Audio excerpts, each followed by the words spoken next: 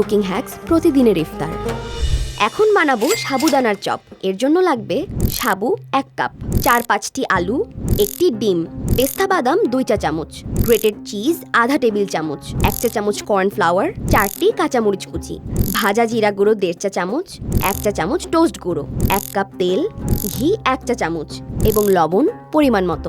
প্রথমে একটি পাত্রে সেদ্ধ আলুর সাথে একে একে সাবুদানা, ধনিয়া পাতা, চিজ, জিরা গুঁড়ো, পেস্তা বাদাম, ডিম, কাঁচামরিচ কুচি, কর্নফ্লাওয়ার, লবণ এবং টোস্ট বিস্কিটের গুঁড়ো দিয়ে ভালো করে মেখে নিব। এবার গোল করে চপের আকৃতিতে বানিয়ে নিলাম। এরপর কড়াইয়ে তেল এবং ঘি একসাথে গরম করে নেব। তারপর চপগুলো ছেড়ে দুপাশ লাল করে ভেজে নিলাম।